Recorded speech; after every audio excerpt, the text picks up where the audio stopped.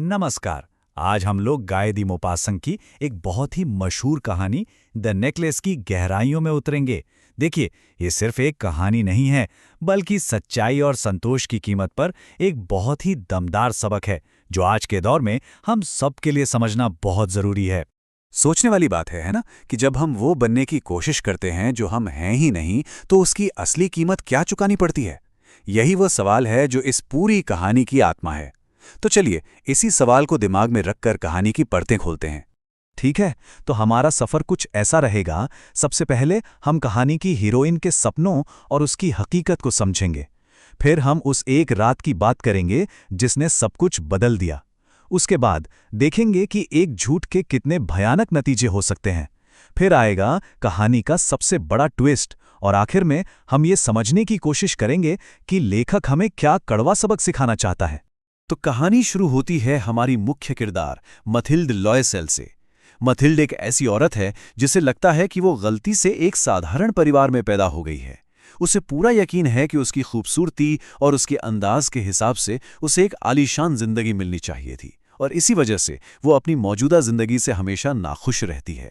जरा यहां देखिए, एक तरफ है मथिल्ड की हकीकत, उसके घर की गरीबी, खाली दीवारें, पुरानी घिसी हुई कुर्सियां, और दूसरी तरफ हैं उसके सपने, जहां वो खुद को आलीशान कमरों में देखती है जो महंगे पूर्वी कालीनों से सजे हैं। मतलब उसकी असलियत और उसकी ख्वाहिशों के बीच एक बहुत बहुत गहरी खाई है। मथिल्ड के हर काम, हर फैसले के पीछे एक ही चीज है, और वो है वैनिटी। हिंदी में इसे हम अभिमान या कहें तो मिथ्याभिमान कह सकते हैं।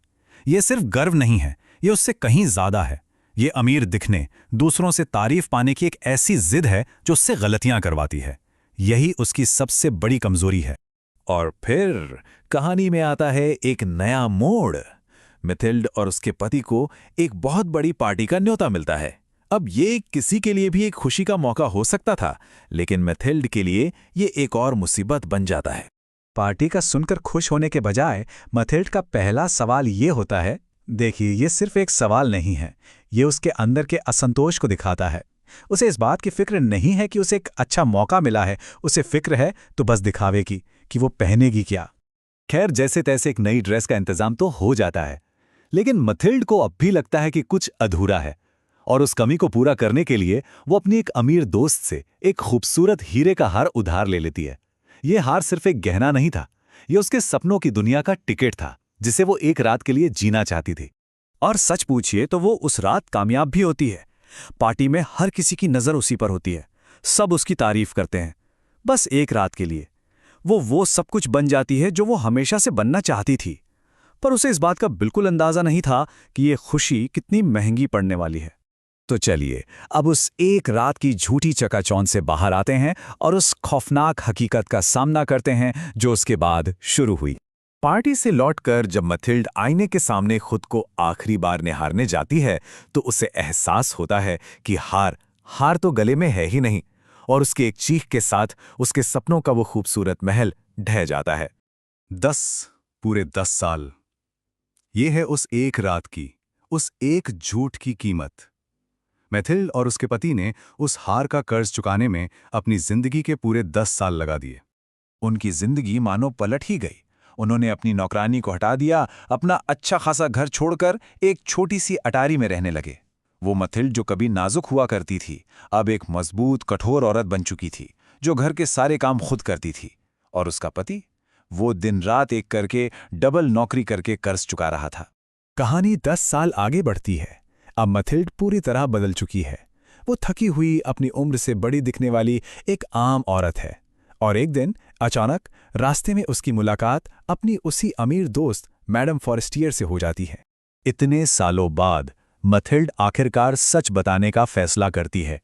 वो बड़े गर्व से बताती है कि उसने हार खो दिया था, लेकिन उसकी ईमानदारी देखो, उसने बिल्कुल वैसा ही दूसरा हार खरीदकर लौटाया जिसका कर्ज चुकाने में उन्हें 10 साल लग गए। उसे लगा कि सच बताकर उसने अपना सम्मान वापस पा लिया है। और यहीं कहानी का सबसे बड़ा, सबसे क्रूर मजाक सामने आता है। उसकी दोस्त उसे बताती है, अरे मेरा हार तो नकली था।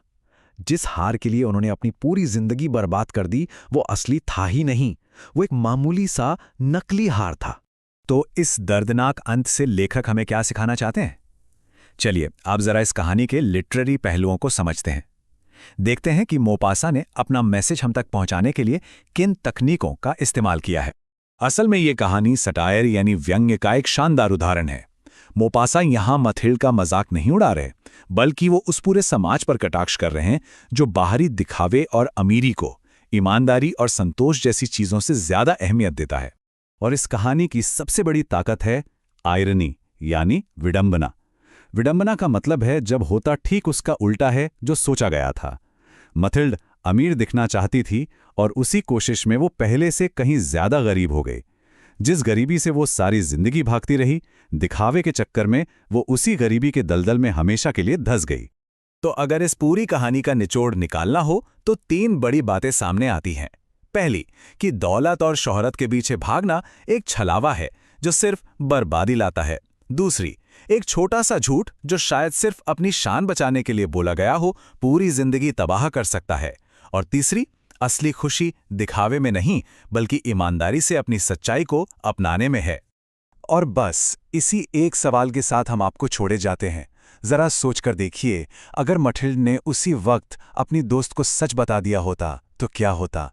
ये सवाल हमें याद दिलाता है कि कभी-कभी सबसे आसान रास्ता यानी सच का रास्ता ही सबसे बेहतरीन होता है, क्योंकि झूठ को छुपाने की कीमत बहुत बहुत बड़ी हो सकती है।